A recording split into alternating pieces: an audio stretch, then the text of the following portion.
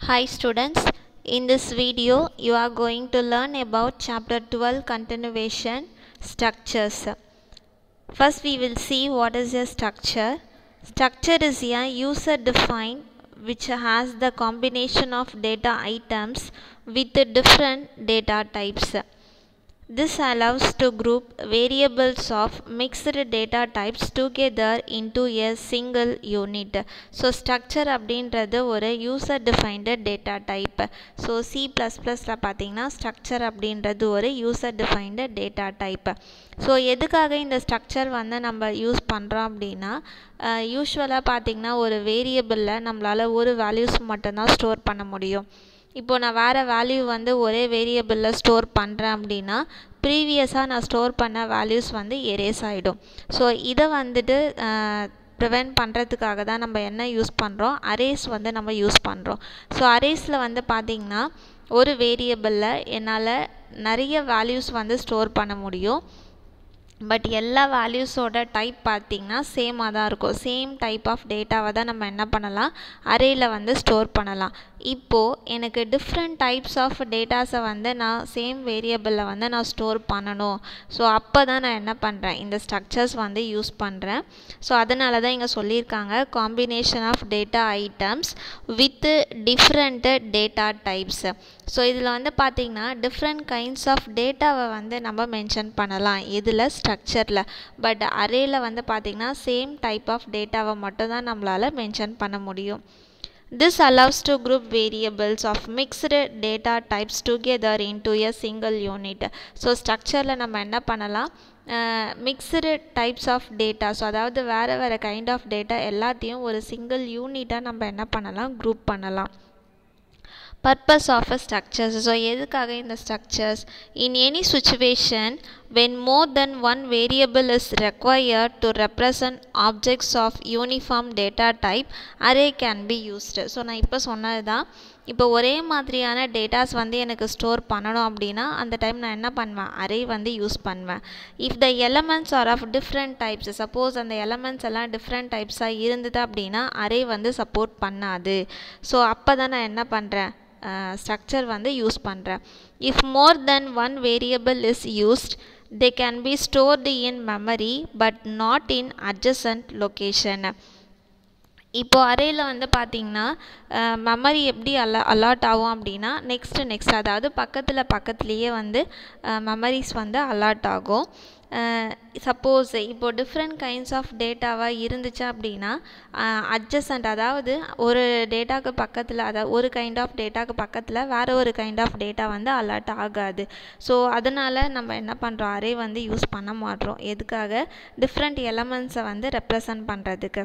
It increases the time consumption while searching. So அது வந்து next அதாவது ஒரே பிளேஸில் பக்கத்தில் வந்து மெமரி அலாட் பண்ணாததுனால நம்ம சர்ச் பண்ணும்போது அது ரொம்ப டைம் எடுத்துக்கும். The structure provides a facility to store different data types as a part of the same logical element in one memory chunk adjacent to each other. But structureல வந்து அந்த மாதிரி கிடையாது. நம்ம மல்டிபிள் டைப்ஸ் ஆஃப் டேட்டாஸ் வந்துட்டு நம்ம store பண்ணலாம். But எப்படி வந்து அதை மெமரி அலாட் பண்ணோம் அப்படின்னா அட்ஜசண்ட்டாக மெமரி வந்து அலாட் பண்ணும், அதாவது பக்கத்துலேயே வந்து மெமரி வந்து அலாட் பண்ணும். ஸோ அப்படி அலாட் பண்ணுறதுனால நம்ம ஏதாவது ஒரு டேட்டா வந்து சர்ச் பண்ணுறோம் அப்படின்னா அந்த அளவுக்கு டைம் எடுத்துக்காது, ஈஸியாக நம்ம டேட்டாஸை வந்து நம்ம சர்ச் பண்ணலாம். ஸோ இந்த ரீசன்ஸ்க்காக தான் நம்ம என்ன பண்ணுறோம், ஸ்ட்ரக்சர்ஸ் வந்து யூஸ் பண்ணுறோம். Declaring and defining structures. Structure is declared using the keyword struct. So ஸ்ட்ரக்சரை வந்து நம்ம எப்படி டிக்ளேர் பண்ணுறோம் அப்படின்னா நம்ம ஒரு கீவேர்ட் யூஸ் பண்ணுறோம், அந்த கீவேர்டோட நேம் வந்து பார்த்திங்கன்னா struct. ஸோ இது எப்படி ரைட் பண்ணுறதுன்னு கொடுத்துருக்காங்க பாருங்கள் சின்டெக்ஸு. ஃபஸ்ட்டு நம்ம struct அப்படின்ற கீவேர்ட் ரைட் பண்ணணும். நெக்ஸ்ட்டு அந்த ஸ்ட்ரக்சரோட நேம் வந்து நம்ம கொடுக்கணும். ஸோ ஸ்ட்ரக்சரோட நேம் வந்து பார்த்திங்கன்னா யூசர் டிஃபைன்டு, நம்ம ப்ரோக்ராம்க்கு ரிலேட்டடாக நம்ம நேம் வந்து கொடுத்துக்கலாம். Next open curly brace. Next வந்து பார்த்திங்கன்னா type member name 1, type member name 2. So அந்த ஸ்ட்ரக்சரோட மெம்பர்ஸு, அந்த மெம்பரோட டைப் என்ன அப்படின்றத நம்ம மென்ஷன் பண்ணணும்.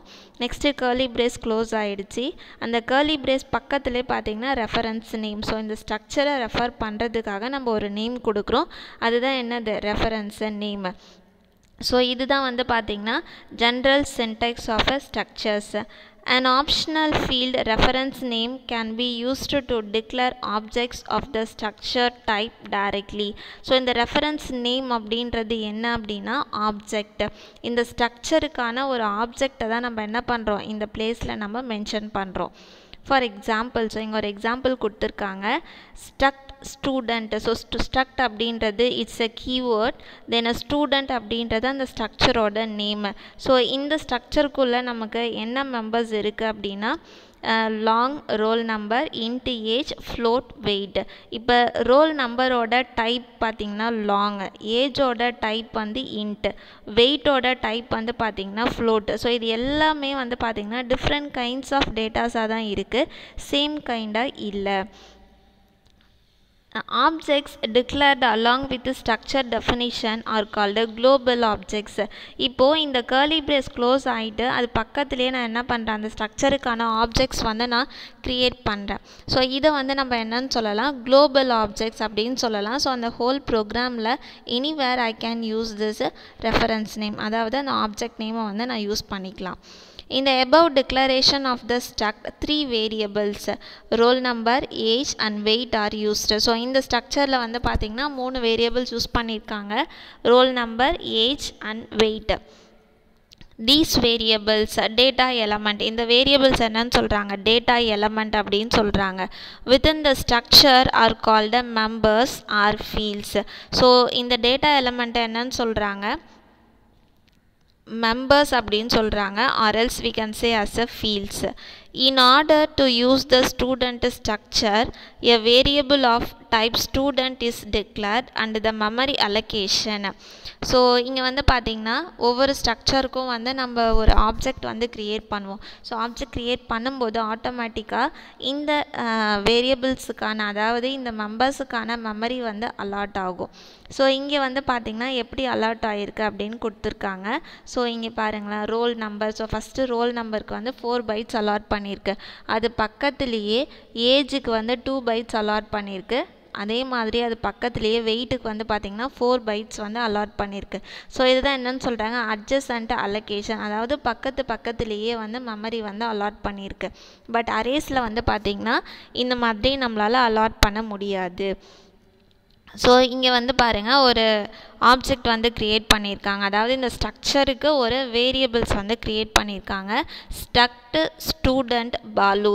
ஸோ ஸ்ட்ரக்ட் அப்படின்றது கீவேர்ட், ஸ்டூடெண்ட் அப்படின்றது அந்த ஸ்ட்ரக்சரோட நேம், பாலு அப்படின்றது நம்ம க்ரியேட் பண்ண ஆப்ஜெக்ட். அதாவது இந்த ஸ்டூடெண்ட் என்ற ஸ்ட்ரக்சருக்கு நம்ம க்ரியேட் பண்ண ஆப்ஜெக்ட் தான் என்னது, Balu. This defines a variable of type student named as a balu. So balu அப்படின்றது என்னன்னு சொல்கிறாங்க, வேரியபிள் அப்படின்னு சொல்கிறாங்க. Similar to normal variables, struct variables allocates memory for that variable itself. So இங்கே வந்து பார்த்திங்கன்னா மற்ற வேரியபிள்ஸ்லாம் எப்படி வந்து மெமரி அலாட் பண்ணுதோ அதே மாதிரி இந்த வேரியபிள் என்ன பண்ணோம், அதுக்கான மெமரியை வந்து அலாட் பண்ணோம். It is possible to define multiple variables of the same structure type. இப்போ ஒரே ஸ்ட்ரக்சருக்கு வந்து பார்த்திங்கன்னா நான் நிறைய வேரியபிள்ஸ் வந்து க்ரியேட் பண்ண முடியும், அதாவது நிறைய ஆப்ஜெக்ட்ஸ் வந்து என்னால் க்ரியேட் பண்ண முடியும். ஸோ நெக்ஸ்ட் லைனில் கொடுத்துருக்காங்க பாருங்கள், struct student Frank. So student அப்படின்ற ஸ்ட்ரக்சருக்கு 2 ஆப்ஜெக்ட் இப்போ க்ரியேட் பண்ணியிருக்காங்க, ஒன்று வந்து பாலு, இன்னொன்று வந்து Frank. For example, the structure objects Balu and Frank can also be declared as the structure data type. So இது ரெண்டுத்தையும் பார்த்தீங்க அப்படின்னா we can able to use it. அதாவது ஒரு ஸ்ட்ரக்சருக்கு நான் 2-3 வேரியபிள்ஸ் என்னால் க்ரியேட் பண்ண முடியும், அதை நான் என்ன பண்ணலாம், ஐ கேன் ஏபிள் டு யூஸ் இந்த ப்ரோக்ராமை. ஸோ இங்கே வந்து பார்த்திங்கன்னா அதை ரைட் பண்ணியிருக்காங்க. So we can create 2 ways. இங்கே ப்ரீவியஸில் கொடுத்துருக்கிறத பார்த்திங்கன்னா ஸ்ட்ரக்ட் ஸ்டூடெண்ட்டு ஃப்ராங்க். ஸோ இந்த மாதிரி இங்கே க்ரியேட் பண்ணியிருக்காங்க. ஸோ இங்கே இப்போ இங்கே ஒரு எக்ஸாம்பிள் கொடுத்துருக்காங்க இல்லையா, இதில் வந்து பார்த்திங்கன்னா குளோபல் ஆப்ஜெக்டாக, அதாவது குளோபல் வேரியபிளாக வந்து அதை ரைட் பண்ணியிருக்காங்க. Struct student, then within the curly braces they given the variables, roll number, age, weight இதெல்லாமே கொடுத்துட்டாங்க. அந்த கர்லி பிரேஸ் க்ளோஸ் பண்ணதுக்கப்புறம் பாலு ஃப்ராங்க் அப்படின்னு கொடுத்துருக்காங்க. ஸோ இப்போ அந்த பாலு ஃப்ராங்க் அப்படின்றது என்னது குளோபல் ஆப்ஜெக்ட்ஸு. ஸோ இந்த ரெண்டு ஆப்ஜெக்ட்ஸை யூஸ் பண்ணி இந்த ஸ்ட்ரக்சருக்குள்ளே இருக்க டேட்டா மெம்பர்ஸை நான் என்ன பண்ணலாம், வேறு ஃபங்க்ஷன்ஸில் கூட நான் என்ன பண்ணலாம், யூஸ் பண்ணிக்கலாம். So I can use these objects anywhere in the program. So உங்களுக்கு புரிஞ்சிருக்கும் ஸ்ட்ரக்சர்னால் என்ன, எதுக்காக வந்து ஸ்ட்ரக்சர் வந்து நம்ம யூஸ் பண்ணுறோம். ஸோ நான் திரும்பவும் சொல்கிறேன், ஸ்ட்ரக்சர் எதுக்காக யூஸ் பண்ணுறோம் அப்படின்னா டிஃப்ரெண்ட் கைண்ட்ஸ் ஆஃப் டேட்டா எலமெண்ட்ஸை ஒரு சிங்கிள் யூனிட்டாக நம்ம குரூப் பண்ணி வைக்கிறோம். ஸோ அதுக்காக தான் நான் என்ன பண்ணுறேன், ஸ்ட்ரக்சர் வந்து யூஸ் பண்ணுறேன். நான் different kinds of elements use பண்ணும்போது அதுக்கு எல்லாத்துக்கும் மெமரி வந்து எப்படி அலாட் ஆகும் அப்படின்னா பக்கத்துலேயே வந்து அலாட் ஆகும். ஸோ ஈஸியாக என்னால் வேல்யூஸ் ஏதாவது வேணும், டேட்டாஸ் ஏதாவது நான் சர்ச் பண்ணணும் அப்படின்னா easily I can able to search the data items. But அரேயில் வந்து நம்மளால் அப்படி பண்ண முடியாது. அரேயில் நம்ம சேம் கைண்ட் ஆஃப் டேட்டா மட்டும்தான் ஸ்டோர் பண்ண முடியும். So different kinds of data நான் ஸ்டோர் பண்ணணும் அப்படின்னா நான் என்ன பண்ணணும், ஸ்ட்ரக்சர் தான் யூஸ் பண்ணணும். ஸோ எப்படி வந்து ஒரு ஸ்ட்ரக்சர் நம்ம ரைட் பண்ணுறது, ஃபஸ்ட்டு ஸ்ட்ரக்ட் அப்படின்ற கீவேர்ட் ரைட் பண்ணணும். அதுக்கப்புறம் அந்த ஸ்ட்ரக்சரோட name, next open curly brace, then என்னென்ன டேட்டா மெம்பர்ஸ் எல்லாம் வேணுமோ அந்த மெம்பர்ஸும் அதோட டைப்பும் நம்ம மென்ஷன் பண்ணணும். நெக்ஸ்ட்டு கர்லி பிரேஸ் க்ளோஸ் பண்ணிவிட்டு அந்த ஸ்ட்ரக்சருக்கான வேரியபிள்ஸை நம்ம என்ன பண்ணணும், க்ரியேட் பண்ணணும். ஸோ ஒரு ஸ்ட்ரக்சருக்கு we can create more than one variables. So அந்த வேரியபிள்ஸ் யூஸ் பண்ணி அந்த ஸ்ட்ரக்சரோட மெம்பர்ஸை நம்ம என்ன பண்ணலாம், அக்சஸ் பண்ணலாம். ஸோ இந்த வீடியோவில் ஸ்ட்ரக்சர்னால் என்ன, அதோட யூசேஜ் என்ன, ஒரு ஸ்ட்ரக்சரை எப்படி வந்து டிக்ளேர் பண்ணுறது அப்படின்னு பார்த்தீங்க. That's all students. தேங்க்யூ.